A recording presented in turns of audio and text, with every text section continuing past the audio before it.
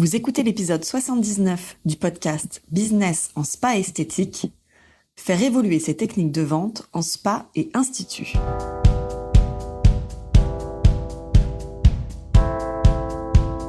Bienvenue sur Business en spa esthétique, le premier podcast du secteur du spa et de l'esthétique en France.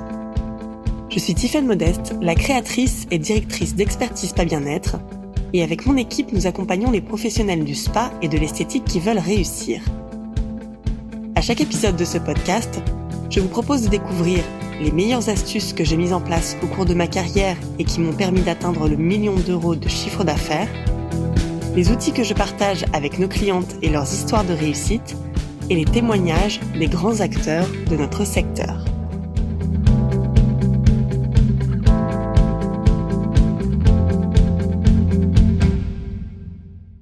Il y a quelques semaines, j'ai discuté avec une de nos anciennes clientes sur les évolutions de notre secteur. Elle me disait qu'elle sentait bien que cette année entière allait encore être compliquée d'un point de vue activité. Elle me disait « Les clients réduisent vraiment leurs dépenses, ils achètent beaucoup moins. Et pourtant, je suis dans un quartier où les gens ont vraiment les moyens et n'ont pas de difficultés financières particulières. » Et alors à ce moment-là, je lui ai demandé « Est-ce que ces gens qui ont les moyens réduisent vraiment leurs dépenses parce qu'ils ont des peurs, des difficultés financières à venir, ou bien est-ce qu'ils revoient simplement leur façon de dépenser ? Quand on écoute les gens autour de nous, ce n'est pas qu'ils achètent moins, c'est qu'ils achètent différemment, voire complètement différemment de ce qu'ils avaient l'habitude de faire il y a encore de cela 5 ans. Certes, une grande partie de la population vit de vraies difficultés liées à leur niveau de pouvoir d'achat, mais ces personnes ne font pas partie de la clientèle habituée des spas et des instituts, parce qu'en tous les cas, ils ne peuvent pas y accéder. Si l'on regarde les comportements des clients dans notre secteur, on le voit bien, les choses ont complètement évolué. Et je vous en avais parlé de ce phénomène dans l'épisode numéro 3, qui s'appelle « Que veulent vraiment nos clients ?» Et bien sûr, je vous invite à écouter ou bien réécouter cet épisode. Mais si c'était la fin des haricots pour notre secteur, comment expliquer que certains centres cartonnent véritablement et qu'ils génèrent des chiffres d'affaires jamais atteints auparavant ? La différence pour ces centres, c'est qu'ils ont compris l'évolution de la consommation et des besoins des individus. Ils l'ont compris et ils ont travaillé sur leur activité pour s'y adapter. Et une partie de leur évolution s'est jouée dans la façon, justement, d'appréhender la vente. Aujourd'hui, les consommateurs veulent que leurs achats de consommation aient un sens. On ne veut plus acheter sur un coup de tête, à l'impulsion, comme on le faisait il y a encore quelques années assez facilement. Et c'est ce qui explique en partie que certains centres aient vu leur chiffre d'affaires et leur fréquentation baisser. Si nous devons désormais réfléchir différemment à nos achats, si nos achats doivent avoir un sens, alors qu'allons-nous choisir en tant que clients ? Le premier constat que nous pouvons faire aujourd'hui, c'est que nous sommes submergés d'informations, de propositions commerciales, et dans notre secteur en particulier, nous sommes submergés de marques cosmétiques. Je ne sais pas vous, mais je suis constamment étonnée du nombre de marques de cosmétiques que l'on trouve sur le marché à travers le monde. Toutes les semaines, une nouvelle marque débarque, vantant les promesses du mieux, du différent que les autres. Combien d'entre vous, par exemple, sont sollicités par de nouvelles marques ? Énormément. Et ce que je constate, c'est que bien souvent, les gérants que nous accompagnons sont perdus dans cette offre énorme et ont du mal à identifier quelles sont les marques et les produits qui correspondent vraiment au positionnement de leur centre. Mais dites-vous bien que si vous, en tant que professionnel, vous êtes perdu, qu'en est-il pour vos clients finaux ? Plus que jamais, les clients ont besoin d'être guidés sur ce qui leur va à eux, sur ce qui répondra précisément à leurs attentes de résultats. Ainsi, votre rôle de conseiller est encore plus déterminant pour vos clients. Et c'est exactement cette vision de la vente que nous partageons avec les professionnels que nous accompagnons. Leur permettre de comprendre les différences entre vendre des cosmétiques en spa ou centre beauté et conseiller des routines, produits et mieux-être à leurs clients. Vous devez considérer les produits et les marques cosmétiques comme des outils de travail pour permettre à vos clients d'obtenir le résultat qu'ils recherchent. Donc dans le discours de vente, ce n'est plus ce produit est formidable, il sent bon la noix de coco, il est doux, il ne colle pas, etc. Mais, pour que l'on calme les réactions de votre peau, il faut lui apporter tel ingrédient. il faut changer ça et ça dans votre routine. Vous devez passer d'un discours plaisir à un discours d'efficacité sur mesure afin de présenter vos produits. La vente de petits produits gadgets n'a plus lieu d'être dans un centre qui se revendique par exemple spécialiste de la peau ou spécialiste du bien-être. Alors arrêtez de vous éparpiller en offres de soins ou de produits. Ce n'est plus la solution pour attirer de nouveaux clients. Cette stratégie n'aura que pour effet de vous faire dépenser dans du stock sans que vous ayez finalement de vrais outils pour le faire sortir rapidement de vos étagères. Le deuxième constat que nous pouvons faire concerne les évolutions dans les motivations des clients. Alors, vous vous souvenez certainement du concept de la pyramide de Maslow, cette fameuse représentation de la hiérarchie des besoins humains et qui interprète la théorie de la motivation basée à partir des observations réalisées dans les années 40 par le psychologue Abraham Maslow. Sur cette représentation, on constate que lorsque les besoins physiologiques, les besoins de sécurité et le besoin d'appartenance sont pourvus, nous accédons aux étages supérieurs des besoins, allant du besoin d'estime de soi à celui de la réalisation de soi. C'est lorsque l'on accède à ces étages 4 à 5 de la pyramide que nous allons nous tourner vers les prestations de beauté et de mieux-être.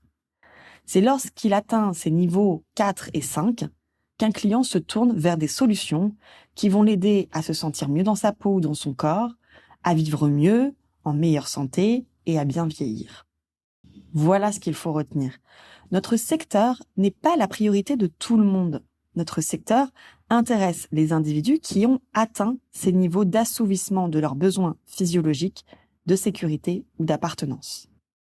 Alors, avec la crise que nous avons connue et les progressions de l'inflation, on constate bien sûr que de moins en moins de personnes peuvent accéder à ce niveau de pyramide et donc, pour ces personnes, les besoins ont changé. Pour autant, une grande partie des individus aspirent toujours à se sentir mieux et sont prêts à investir dans leur mieux-être, à en faire une véritable priorité. Mais si en tant que centre, vous constatez que vos clients consomment moins chez vous, que leur fréquentation a baissé, c'est que vous avez besoin de réorienter vos services et les solutions que vous leur proposez.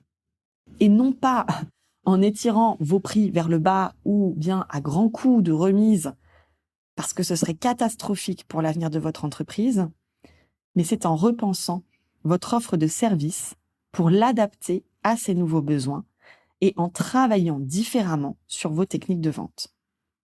Et c'est là le troisième point que je vous propose. Revoir vos techniques de vente en pensant différemment de tout ce que nous avons appris jusqu'alors. Lors des visites mystères que nous réalisons au sein de l'équipe d'Expertise Bien-être tout au long de l'année, nous constatons ô combien les techniques de vente utilisées par les esthéticiennes et les spa-praticiennes sont has-been. On ne sait pas poser les bonnes questions, on ne sait pas aller chercher précisément l'information clé. Pourquoi votre client est-il ou est-elle ici aujourd'hui ? De quoi a-t-il ou elle besoin qui fait qu'il ou elle est venu chez vous aujourd'hui entre vos mains? On se contente aujourd'hui d'utiliser de vieux schémas de vente qui ne font plus mouche et qui sont en plus d'un ennui terrible pour le client qui vous voit venir à 15 km. Ces échanges et ces discours de vente manquent aujourd'hui de sincérité et de sens. En tant que centre de formation, nous l'observons chez les clients que nous accompagnons. Il faut repenser les techniques de vente et de relations clients. Il faut repenser l'ensemble de l'expérience qui est proposée à vos clients et il vous faut surtout analyser en détail votre parcours client. À quel moment de votre parcours client perdez-vous la vente?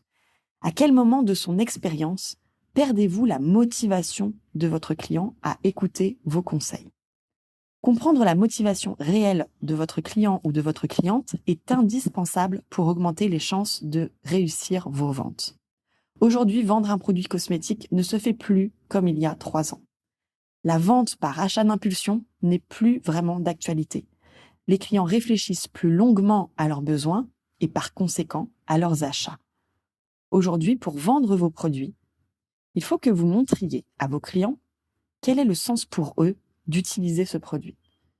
Donc, une des façons de faire évoluer vos techniques de vente, c'est d'améliorer vos capacités à évaluer sur quel étage de la pyramide des besoins se trouve votre client ou votre cliente à qui vous allez recommander cette crème pour comprendre ce dont il ou elle a réellement besoin chez vous.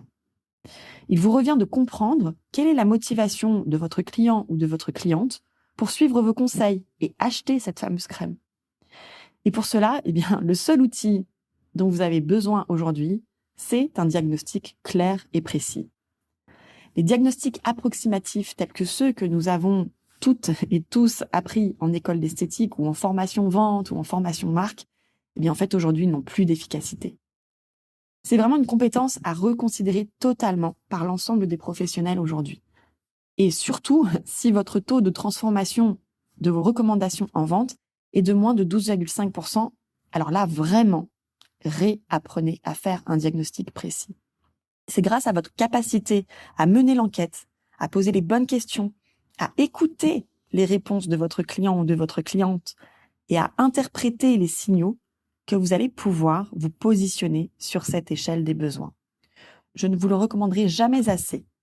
Travailler sur vos techniques de diagnostic, c'est déjà 80% de la vente conseil réalisée. Et c'est pour cela, d'ailleurs, que j'ai créé le cours qui s'appelle « Vendre plus et mieux grâce au diagnostic » et qui est disponible sur le site internet d'Expertise Pas Bien-être. Dans ce cours, je vous explique quel est le secret des ventes réussies, comment réaliser des diagnostics clairs et précis, et ce pour chaque catégorie de prestations, aussi bien visage, corps, épilation, etc. Et comment créer vos propositions de vente suite au diagnostic. C'est cette approche de la vente conseil au cœur du parcours client que je vous invite à retravailler en vous adaptant aux évolutions des motivations de vos clients.